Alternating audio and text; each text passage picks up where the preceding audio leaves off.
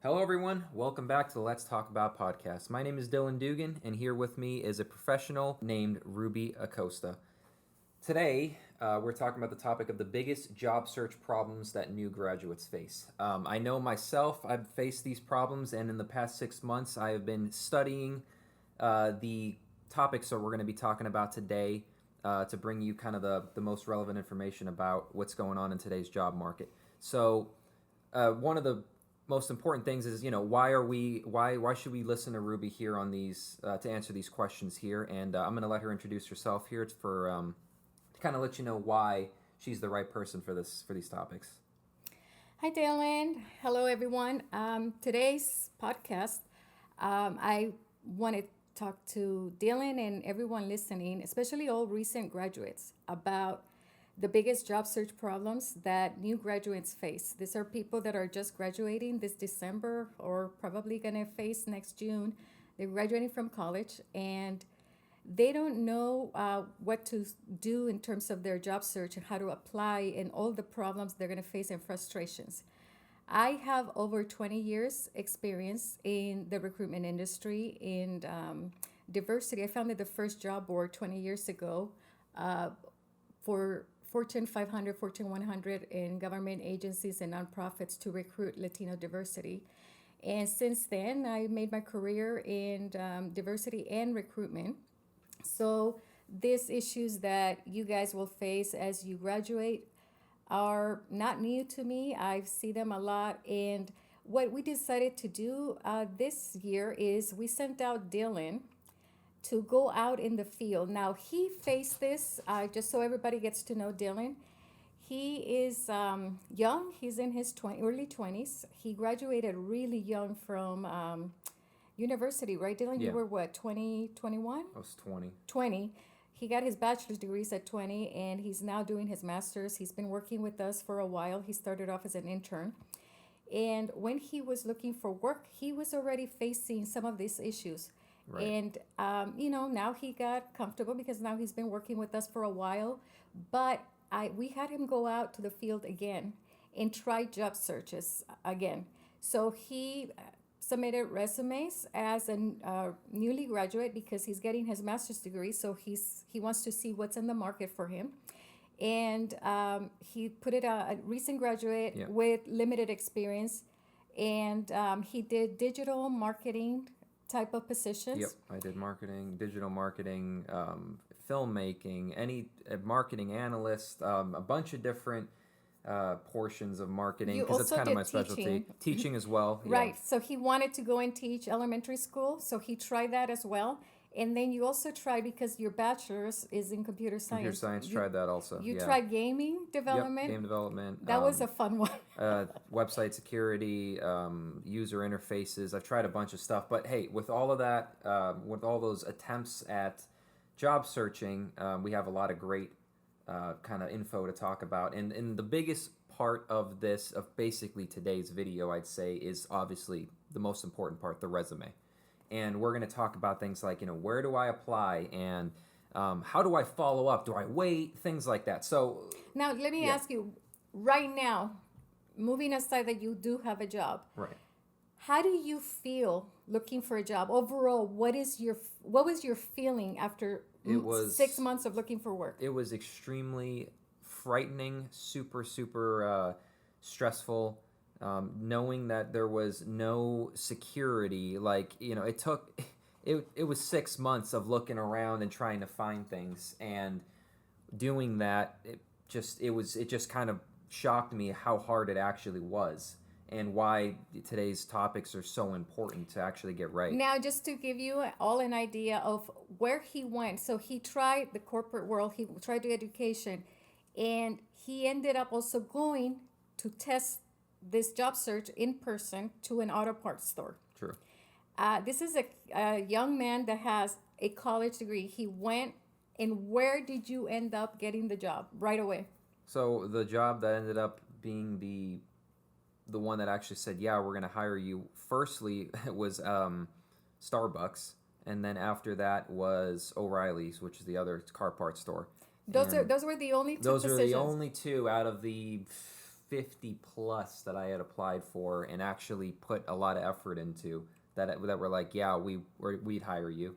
So he tested going online, posting. He tested different other methods that we're going to talk about. And then for Starbucks and the other one, you went in person. One in person for those. And Yep. the need was so high. Yep. And you found out that, hey, you had 2 job offers. True. So at the end of the experiment, that was your experience. Yeah. With the college degree, you ended up getting hired at O'Reilly Auto Parts and Starbucks. Okay, so let's start with the first topic. It's about resumes, and this is obviously. So what is your question in terms of resumes? What was your biggest issue with the resume part? Okay, so this was a huge decision that had to be made, obviously, from the beginning, and that was, do I put down everything that's on my resume, right? Everything from experience, awards, achievements, schools, GPA. If I worked a 9-to-5 job as an intern 2 years ago, do I put in big gaps in my job searches that I actually were successful in? Do I put in? And then the other thing is do I put all that information down for every specific type of job? So if I'm going from teaching or marketing that I'm applying for, do I put down that I worked at O'Reilly's for both of them or not at all? And this is the thing is that in those interviews, I had a lot of conflicting information. Some people said, yes, put everything down, like community college, high school, everything that you've had any sort of interest in or you studied, put it down. And Ruby here thinks that she believes against that. Yes, the answer to that is no. Okay, why? Why not? The answer is you have. So the goal of the resume, it's an introduction card. It's a presentation card, like a business card that you hand out. Right. You cannot hand out a 10-page presentation card. Right. You can't hand out, every single history that you have. You have one, maximum of 2 pages in a resume that you can submit. Even if you're 90 years old and, you have probably 20, 30 career experiences, you don't want to put that down. Now, the newly graduates, you don't have that much experience. You're going to have probably hourly babysitting, tutoring, things that are not relevant to the job that you're applying to. And therefore, it should not be included. Now, if it would be included only if there's a skill or a specific experience that would be relevant to the position you're applying for. Okay. For example, I get a lot of resumes, for example, teachers, and they went from selling insurance or doing customer service, and now they want to go into teaching. Mm-hmm. Should they put it down? The answer to that is, in a way, yes, you should, because you have experience working with people. You have experience working with customers. That experience of working with other people will benefit the classroom. You're working with teams there in a school setting. You're working with parents. You're working with leadership. Okay. So that experience will be relevant. Babysitting. How would babysitting help you in terms of your career as a digital analyst? Yeah. Right. Okay, right. so that might not be relevant, so you don't put it out. The other thing is, the biggest thing as a new graduate, the employer knows that you are a new graduate, that you don't have work experience. The part that you should include, definitely, first in a resume, do not include your address anymore. Okay. You got to include a name and an email. Yeah. Any social media that you might have that is relevant to, for example, a LinkedIn account that's professional. You won't put down your Facebook or your personal Instagram accounts. Okay. Second, you want to always put down in the high school, in the education portion, you want to put down your highest degree. High school is not relevant. So highest degree first. Highest degree first, always. If you have a master's, that's the first one, Okay. followed by the bachelor's. Everything else doesn't matter. Right. You don't put down community college. You don't put down associates. You don't put down high schools. That's not relevant. If high school is your highest grade, then that's what you would put down. Okay. Okay. The other thing is in the objective, or I would put down like a summary of skills, which is more important and more relevant to recent graduates. You want to state that you are a recent college graduate. Right. That explains why you won't have a lengthy work history. Exactly. You want to put that down, and you want to ask for the position, and you want to put skills that are relevant to that position. For example, if you are looking for a teaching position, if you did any tutoring, babysitting might help you there because it has to do with working with kids. Right. Anything that's relevant to the position, you will include that. Okay. In terms of everything, so to answer your question, should I put everything down? The answer is no. You got to put down what's relevant. The most important thing in a resume are the keywords. Okay. Okay? In your experience, you had to go and apply probably a job boards or a website. Right.